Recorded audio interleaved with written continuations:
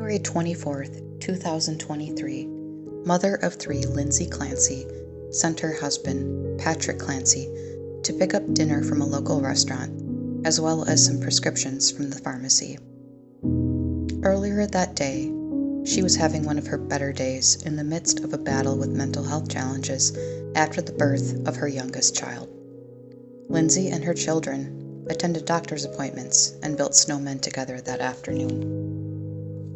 When Patrick returned home, the house was unnervingly quiet. He went upstairs and found the master bedroom door locked. Bursting the door open, he found blood smear near the open window.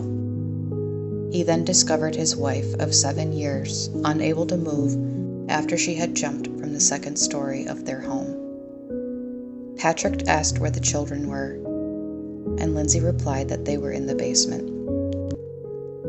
He found their 3 children, Cora, age 5, Dawson, age 3, and Callan, 8 months, dead in the basement of their home. They had each been strangled with an exercise band by Lindsay Clancy. Cora and Dawson were pronounced dead at the scene. Callan died 3 days later after being on life support. The day after the crime, Lindsay was charged with 3 counts of first-degree murder for the deaths of her 3 children. At the time, she was being hospitalized and intubated. She was permanently paralyzed from the waist down. A grand jury formally indicted Lindsay on September 15th of 2023. On October 23rd, Lindsay's attorney formally pursued the insanity defense on her behalf. In the state of Massachusetts, this is known as lack of criminal responsibility. More about this in a few moments. Due to the large volume of documentation surrounding the case, the trial was delayed until July 2026. The trial began on July 27th with a jury of 12 women and 6 men. The court hears an emotional testimony from Patrick Clancy. At the trial on Tuesday, August 5th, Lindsay Clancy agreed to stipulate portions of the prosecution's case against her. Addressing Judge William Sullivan, she agreed not to contest the chain of custody for DNA, blood samples, and the exercise bands, sparing prosecutors from calling dozens of witnesses. A conviction of first-degree murder carries life in prison without parole. A verdict of not guilty by reason of lack of criminal responsibility mandates commitment to a state mental health facility. The insanity defense is a broad term that is specified by different labels according to each state in the United States. In Massachusetts, it is known as lack of criminal responsibility. A person is found not guilty of a crime if, due to mental disease or defect at the time of the offense, they lacked the substantial capacity to appreciate the wrongfulness of their conduct or conform their conduct to the law. In 1967, Massachusetts changed its standard from the M. Naughton rule to the new standard known as the McHowell standard. Essentially, the old rule simply stated that the defendant was cognitively unable to appreciate the wrongfulness of their actions at the time of the crime. The new standard also includes a volitional intent, meaning the defendant may have known their crime was wrong, but were unable to control their actions at the time. Roughly half of the United States uses the M. Naughton rule as the so-called insanity defense. Massachusetts is the only state to adopt the McHowell defense. Unlike the Model Penal Code, which is the federal standard, the McHowell defense lies the burden of proof on the prosecution instead of the defense. According to the law, there are no definitive medical conditions or diagnoses that signify mental disease or defect. In Massachusetts, the prosecution must provide evidence to refute lack of criminal responsibility. This lies heavily on expert witness testimony from professionals including psychiatrists that evaluated Lindsay after the crime, as well as professionals that worked with her leading up to the crime. Multiple witnesses, including former co-workers, the family nanny, and Patrick Clancy, testified that Lindsay was a wonderful and devoted mother. Up to the time of the crime, there was no indication that Lindsay was anything other than an equipped and dedicated parent. However, Lindsay's private diary indicated that she was experiencing significant brain fog, had trouble forming plans, and was completely overwhelmed. She told close friends that she felt like a zombie due to the effects of her medications. According to the prosecution, Lindsay's diary entry during this critical time period read, "I think I sort of resent my other children because they prevent me from treating Cal like my first baby. And I know that's not fair to them. I know that. I was feeling so depressed last evening when Cora and Dawson came home from school. I know it runs off on them, so we had a pretty rough evening. I want to feel love and connection with all of my kids." In mid-September 2022, Lindsay had her initial appointment with Dr. Jennifer Tufts, an outpatient psychiatrist.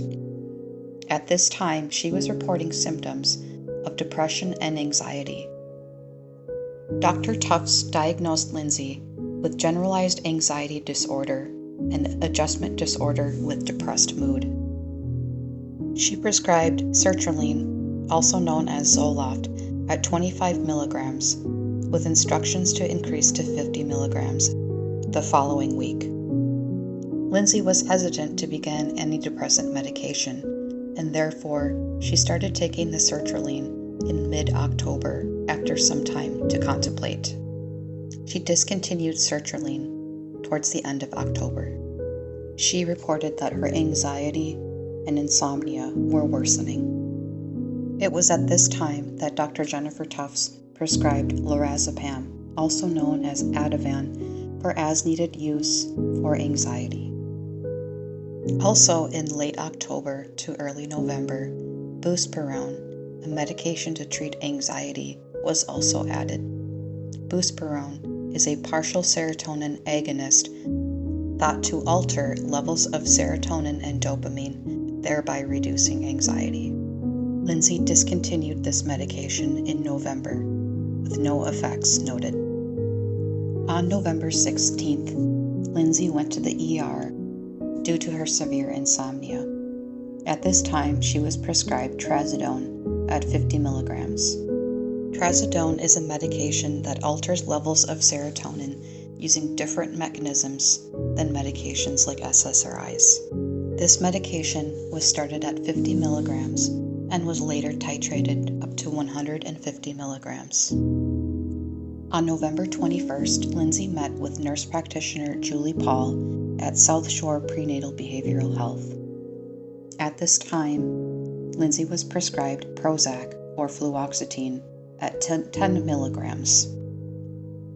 Julie reported that Lindsay discontinued the fluoxetine after 4 days due to it being too activating and increasing her anxiety and insomnia. On November 25th, Julie Paul prescribed Ambien, a sleep medication at 5 milligrams, a one-time use to help Lindsay sleep. She also prescribed mirtazapine, another medication that alters levels of serotonin as well as norepinephrine. She was also prescribed clonazepam, a benzodiazepine also known as Klonopin, to help with anxiety as well as sleep. On November 29th, Lindsay met with nurse practitioner Rebecca Gelada, also at South Shore Perinatal Behavioral Health. At this time, Rebecca Gelada had concerns that Lindsay may be experiencing a bipolar spectrum condition and prescribed her quetiapine, also known as Seroquel. This is an antipsychotic medication. The quetiapine was titrated up in dosage from November 29th through early December. During this time, Lindsay was reporting feeling disconnected, feeling emotionally blunted, and experiencing suicidal thoughts. On December 2nd, nurse practitioner Gelada increased Lindsay's Seroquel. At this time, Lindsay was reported feeling panic, confusion, poor concentration, and loss of appetite. She reported that she had lost almost 15 pounds. On December 6th of 2022, Patrick Clancy attended the appointment with his wife, Lindsay Clancy. He told Gelada that Lindsay had become dramatically worse. He asked about reconsidering the Seroquel. However, the Seroquel was continued. Nurse Gelada also prescribed Valium or diazepam at this time, another benzodiazepine. Between December 13th and 16th of 2022, the Seroquel and the Valium were continued, and Dr. Jennifer Tufts prescribed Lamictal or lamotrigine, a mood stabilizer. At this time, Lindsay was reportedly severely depressed, experiencing suicidal ideation, and reporting auditory hallucinations. On December 20th, Lindsay attends Massachusetts General Hospital emergency room due to increasing suicidal thoughts. It was recommended to Lindsay that she attend either partial hospitalization or inpatient hospitalization. On December 21st, Lindsay is evaluated at the Women and Infants Hospital Center for Women's Behavioral Health, a partial hospitalization program. At this time, her symptoms are thought to be the result of overmedication and misdiagnosis. Any diagnosis of bipolar spectrum-related disorder is rejected at this time, and Lindsay is not diagnosed with any postpartum-related condition. Although it is believed the Seroquel may be contributing to her symptoms, no taper is done at this time. After one day, Lindsay leaves the partial hospitalization program and resumes care with her outpatient providers, including Rebecca Gelada and Dr. Jennifer Tufts. The Seroquel is continued, and by Christmas of 2022, Lindsay is on 400 milligrams of Seroquel. Lindsay's mental state continues to decline throughout the rest of December, and by New Year's Day, Lindsay attends McLean Hospital with severe suicidal ideation. At Lindsay's request, the Seroquel was aggressively tapered during this time by attending psychiatrist Dr. Aaliyah Goodhart, and Lindsay's primary goal was to reduce her severe insomnia during this hospitalization. On January 3rd, trazodone was introduced to help Lindsay sleep. Trazodone is a medication that works on serotonin in different ways than an SSRI medication. Lindsay's sleep reportedly improved in these 2 days after being prescribed trazodone, and on January 5th, she was discharged from the inpatient program. Lindsay was diagnosed with major depressive disorder without any psychotic features. After discharge from the inpatient program, Lindsay continues to take trazodone as well as Lamictal.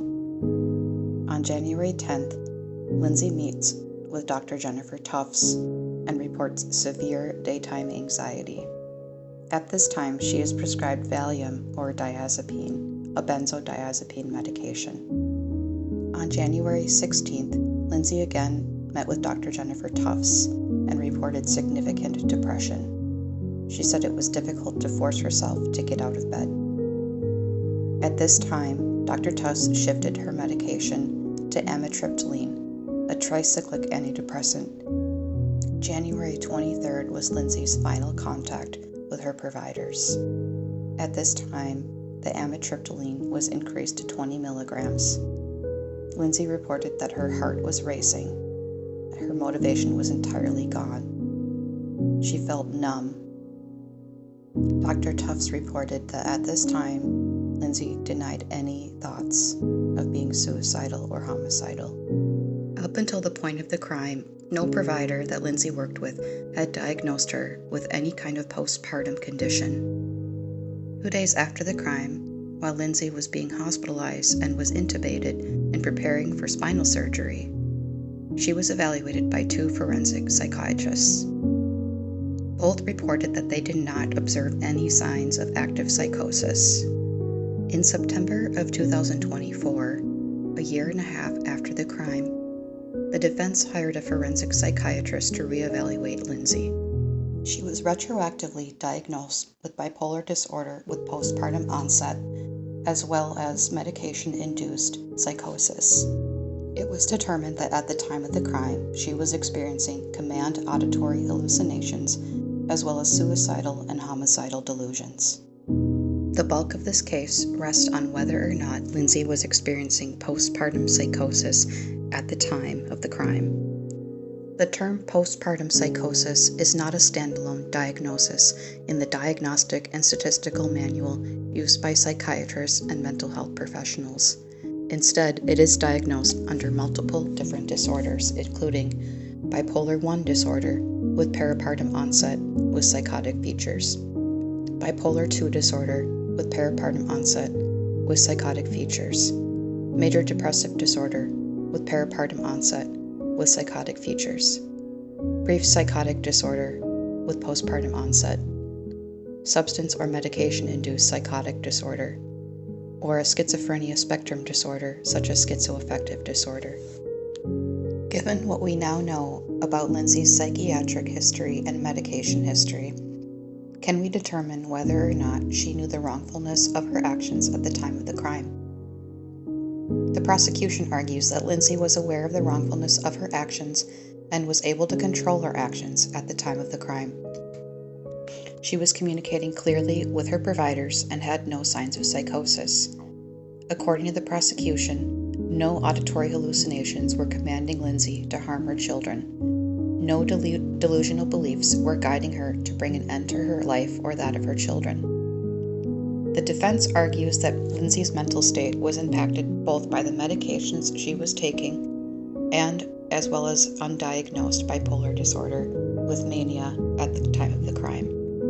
The official toxicology report indicated that Lindsay had the following medications in her system at therapeutic levels at the time of the crime: Seroquel, also known as quetiapine, and Lamictal, also known as lamotrigine, Remeron, also known as mirtazapine, trazodone, Ativan, also known as lorazepam, and Valium, also known as diazepam. The prosecution argues that the Seroquel was at therapeutic levels in Lindsay's system at the time of the crime, and Seroquel, being an antipsychotic, in theory, should have chemically blunted any psychosis symptoms. They argued that Lindsay was clear-minded and acted with a volitional intent at the time of the crime. The defense argues that the rapid changes in medication, as well as the combination of medications Lindsay was taking at the time of the crime, contributed to her inability to control her actions or know that her actions were wrong at the time of the crime. In people with an underlying bipolar disorder, medications like mirtazapine and trazodone, which are known as antidepressants, can induce mania and possibly psychosis in susceptible individuals. Given that Lindsay's providers suspected that she may be experiencing a bipolar spectrum illness, it is comprehensible that these antidepressants may have triggered a manic episode and possibly symptoms of psychosis. In addition, medications like Seroquel and lamotrigine can be sedating and lead to cognitive blunting. This could have possibly altered Lindsay's mental state, making her foggy and confused, and possibly unable to perceive reality. The defense also posits that Lindsay may have been experiencing akathisia, an extreme inner restlessness which could have possibly led to Lindsay not being able to control her actions at the time of the crime. The prosecution argues that Lindsay was able to calculate the time estimate that it would take her husband, Patrick Clancy, to come home from the errands, and therefore she had volitional intent to commit the crime. If we are to assume the defense's argument that Lindsay had a pre-existing bipolar condition that was worsened by postpartum as well as the medication she was taking, we could reasonably assume that the lamotrigine or Lamictal could have helped with mood stabilization. However, Lindsay was taking lamotrigine for just 6 weeks up to the crime, just approaching the therapeutic window, which is 6 to 8 weeks or longer, to reach a stable therapeutic level in the blood and show noticeable benefits. Lamotrigine is a drug that requires a slow titration upward to the therapeutic maintenance dose, and that therefore the therapeutic levels in Lindsay's system still may not have been effective enough to treat mood stabilization needs. Was Lindsay experiencing bipolar with mania and psychosis, either from the bipolar or induced from the medications at the time of the crime? This will be a major aspect of the case that the juries will have to consider when they develop their verdict. If we are to assume that the defense is correct in the diagnosis of bipolar disorder, it is very important that we discuss the connection between postpartum psychosis and bipolar disorder. Women who have bipolar disorder are at a significantly increased risk of developing postpartum psychosis, with 1 in 4 women with bipolar disorder developing postpartum psychosis. For women with bipolar disorder and a mother or sister with bipolar disorder who suffered postpartum psychosis, her risk of developing postpartum psychosis increases to 74%. About 50% of women with no prior history of bipolar disorder who experience postpartum psychosis are later formally diagnosed with bipolar spectrum disorder. It is also important that we discuss major depressive disorder, as it can have postpartum onset psychosis, and this often leaves the mother and children at risk of harm due to the effects of the psychosis paired with the depression. Although there is no verdict yet reached for this case, it is important that we discuss the factors that highlight the effects of postpartum mental health struggles for women who are experiencing mood disorders or substance-induced psychosis. Further research and expanded knowledge and more discussion on these topics may lead to prevention of tragedies such as this. Nothing will be able to bring back the lives of these 3 beautiful children, but in discussing this case, I hope that we can spread awareness and knowledge, as well as reduce the stigma so mothers can discuss the symptoms they are experiencing and receive the proper treatment and have better outcomes. Thank you for your time, and if you learned something, please like this video.